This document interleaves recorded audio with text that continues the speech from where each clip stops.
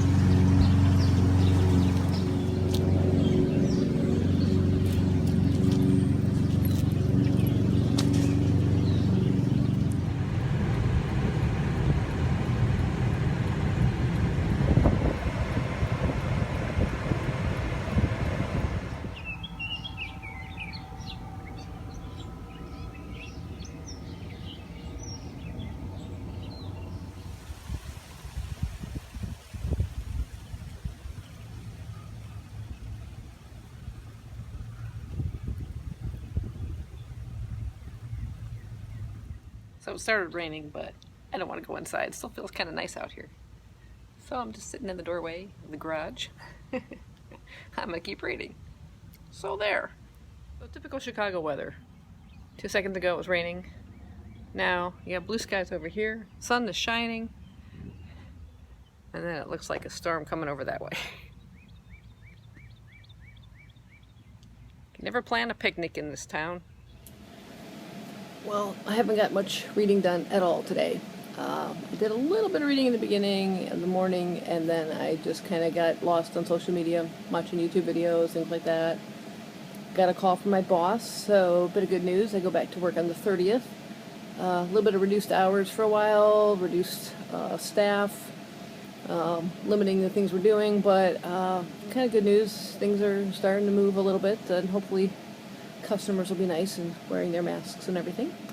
Yeah, anyway, I'm going to hold off on reading a little bit further because Skippy and I are super excited. Can't you tell she's excited? Because they're about to launch the Falcon 9 rocket from SpaceX any minute now, weather permitting. So fingers crossed for a smooth flight. And yeah, this is so exciting. So they were starting to defuel the spacecraft. And, They just aborted the mission. I heard you tell the Weather crew, issues. Good effort by the team. We'll see you back. The next chance is Saturday. The weather looks better on Sunday, which is the second chance. We'll see what SpaceX has to say about this. Extremely disappointing, I think, for anybody in America who's been looking forward to this day and the anticipation of watching these astronauts get up onto that.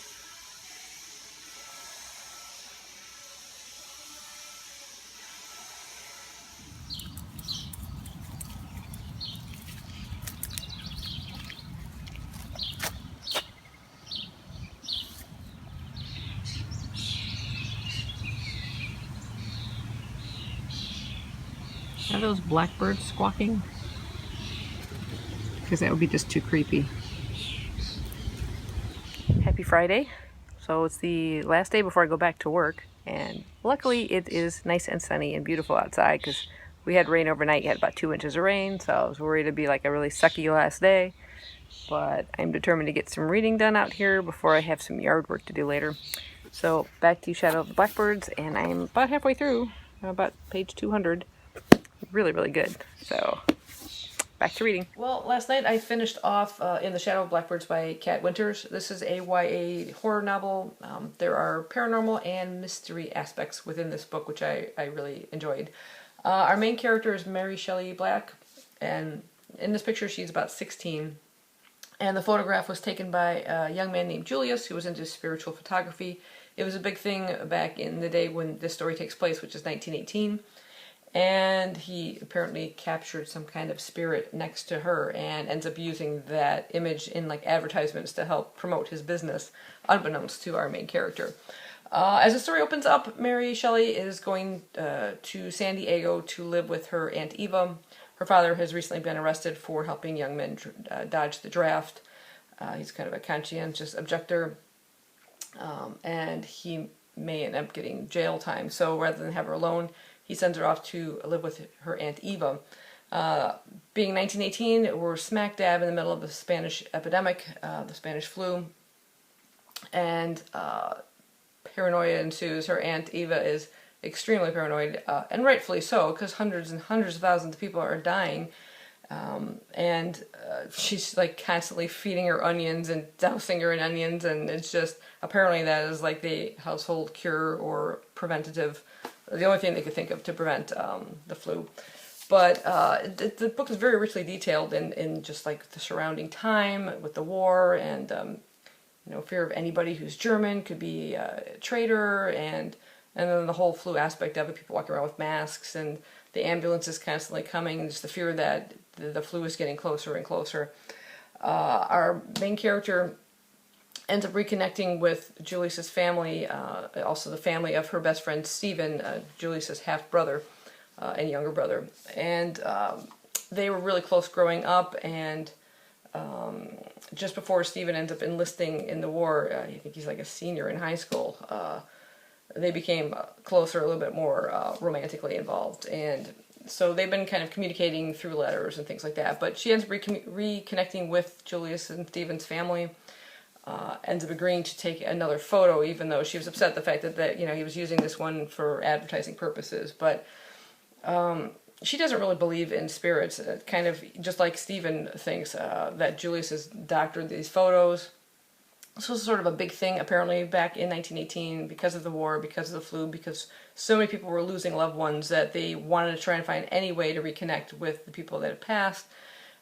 Even Sir Arthur Conan Doyle was getting involved in spirituality and investigating it, and Harry Houdini and lots of well-known figures at the time were kind of investigating into this. So she sort of pulled back into this this world at the time and this spiritual thing going on, and the book was really interesting in that aspect. I wouldn't say it super scared me in any way, but it ends up kind of shifting also into a bit of a mystery that she ends up trying to solve because of events that take place and some things that come to her knowledge later on in the story, which I won't get into. But overall, I really enjoyed it. Like I said, richly detailed with the setting and the time and the fear that you get, more so from the flu, I think, than almost the spirits that were apparently floating around in here.